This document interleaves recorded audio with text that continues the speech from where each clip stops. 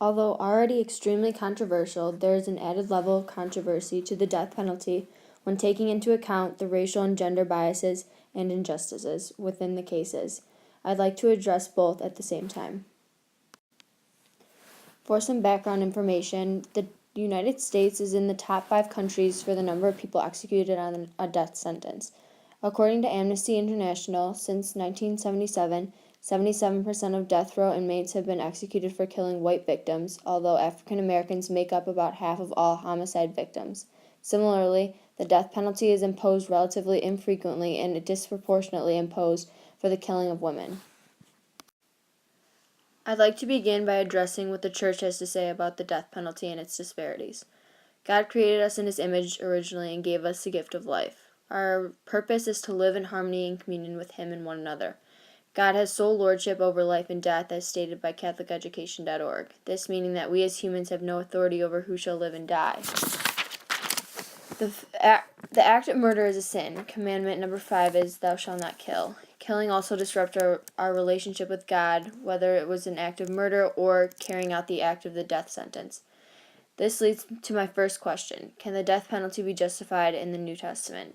Jesus said, "Do unto others as you would have done unto you." I don't personally believe that we can use this as a teaching to justify our actions.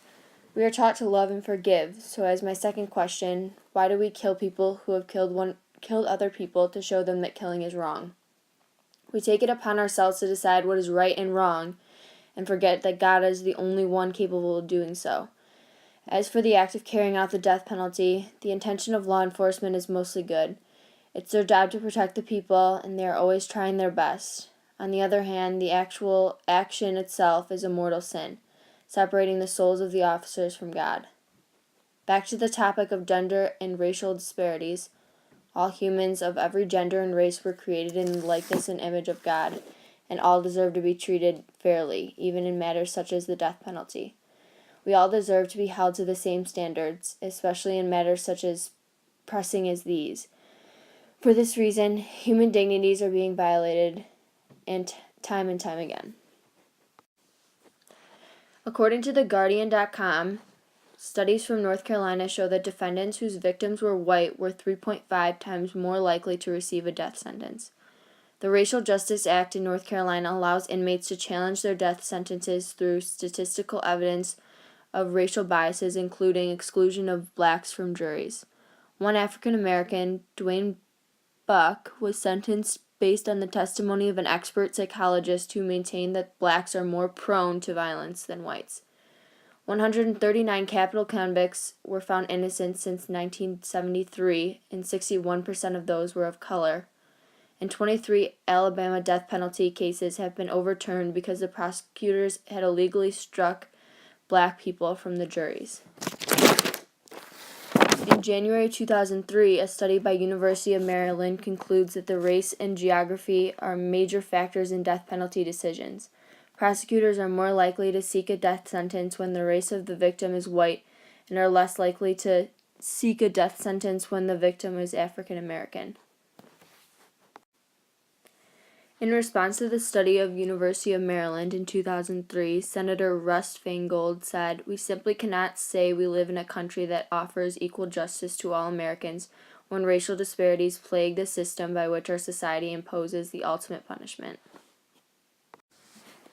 DeathPenaltyInfo.org says that the death penalty is imposed relatively infrequently for women and is disproportionately imposed for the killing of women versus the killing of men. In cases where the woman was a victim, 10.9% of murderers received the death sentence versus cases where the victim was a man where only 1.5% of murderers received the death sentence.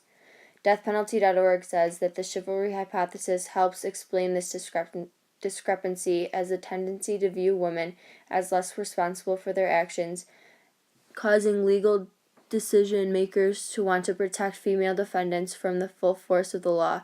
The hypothesis would also suggest that crimes against women would be more likely to result in death sentences, as these murders represent attempts to defile the pristine womanhood, which is one of society's most valuable resources.